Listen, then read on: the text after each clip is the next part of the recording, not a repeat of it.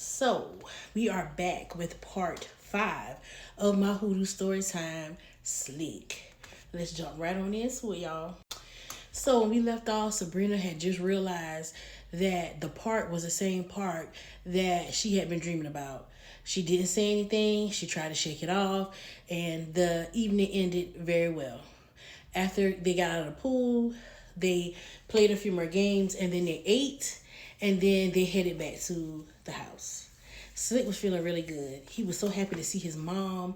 He got to see the rest of his cousins, his aunts, his uncles, all of his family. And before they ate, Grandma Belle put down a beautiful prayer. She prayed for the protection of their ancestors over each and every one that was there, all of the children and everybody coming up. She put out a prayer for everybody. She didn't single Slick out, but of course she was thinking about him as she was praying that he would be able to get his gifts back and move on with his life in a very positive way. So once they got back to the house, Grandma Belle, she pulled out her grimoire and she started to read up on this crossroad spirit, and she also was trying to figure out the best way to see how they could get Slick's gifts to come back to him. So Sabrina and Slick were outside smoking on a little something as usual.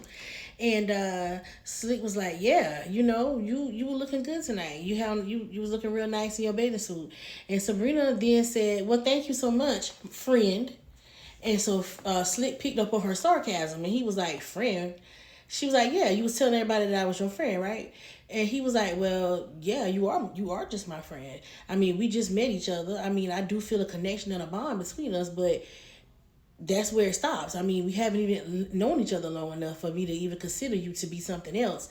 And furthermore, I ain't had a girlfriend since I was in like the 5th grade, so I don't really do well with relationships. And that's when Sabrina was like, yeah, I feel you.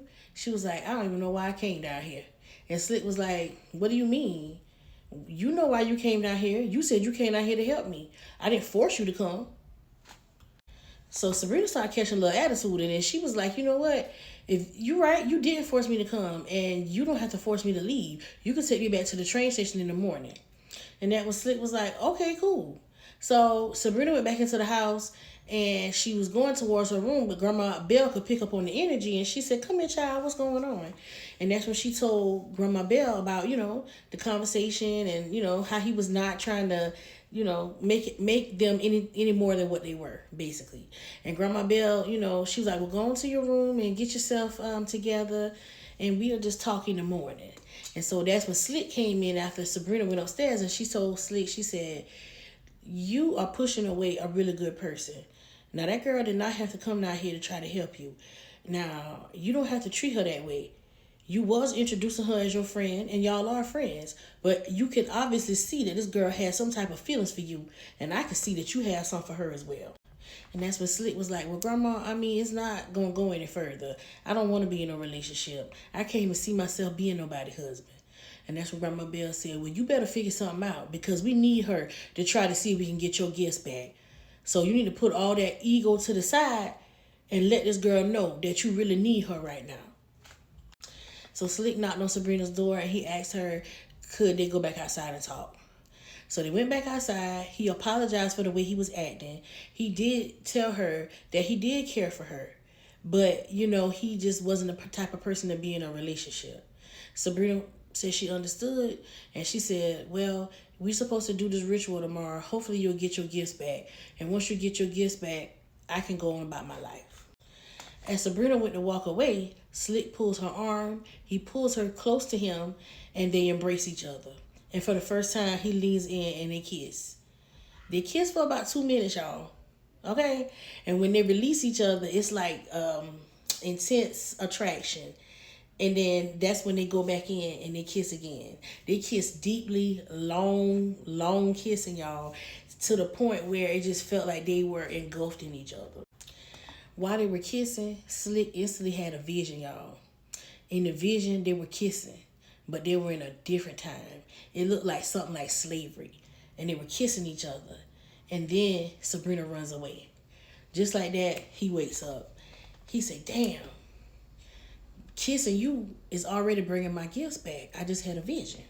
Sabrina asks him what the vision was. He explains it to her, and they both sit in silence for a minute. Sabrina was like, I'm just going to go to bed because I need to take all this in.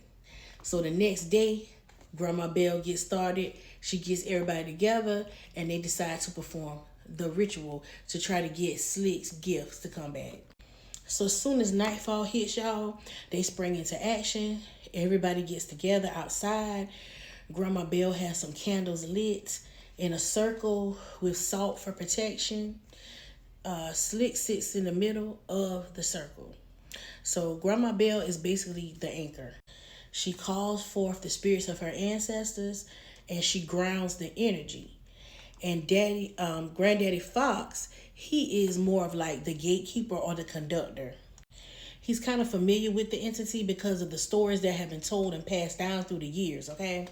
So he draws a boundary to, it's like a bridge between the spiritual and the physical realm. And this boundary also prevents any spirits from crossing over into the physical realm. Now, Sabrina's role, she is the bridge between the lifetimes. Okay, so it's like she is the one that having these dreams. So more than likely, she's going to be the one that remembers what they need to know first. So they pray. Grandma Bell speaks some psalms, and then they all lock hands in a circle around Slick. They start to chant. Grandma Bell continues to conjure, and then Sabrina starts to speak, y'all. They didn't even know she was going to do this. She just started speaking. She started talking about a lifetime that her and Slick had during slavery. She talks about how he made a promise that they would find each other again. She says that her name is Annabelle and Slick is George. And they're in love, but they try to run away together, and one person is caught and killed. Then just like that, her eyes close and she's basically in some type of trance, but she doesn't speak anymore. The energy is very strong, and then the attention goes towards Slick, y'all. He's holding a mojo bag in his hand for protection that Grandma Bell made. And the whole time that Sabrina was talking, he's listening, but he's feeling blocked. He's feeling frustrated because he just doesn't feel the connection. He doesn't feel like he's connected to source. And then it hits him. A full vision appears. And while everybody's hands are holding hands in a circle around him, everybody goes into a trance as well. Everybody is seeing what Slick is seeing through his eyes, y'all. At first, it's just flickers. It's shackles, dirt roads, somebody running, fire. Then you see Slick at a crossroad, on his knees, begging and crying out and calling out for the crossroad spirit, Zabriel. Then Zabriel appears, looking just like he looked in the dreams and when Slick saw him at that crossroad. He appears to Slick while Slick is on his knees, and he says, "You called and I have answered." Slick then begs him for another chance at life to find Sabrina. He begged Zabriel to give them another chance to find each other in another lifetime. Zabriel agrees. He says, "I'll do one better. Y'all can reincarnate as many times as it takes for y'all to get it right. But once y'all get it right, your souls belong to me." Slick agreed, and then right then and there, that agreement was made. Slick then takes a knife, cuts his hand, and the blood drops at the crossroads, and then everybody wakes up, y'all. Once everybody wakes up, they look dead at Slick. Granddaddy Fox says, "So you're the ancestor that made that deal at the crossroads with that crossroad spirit. You're the ancestor that got us in this mess we in now."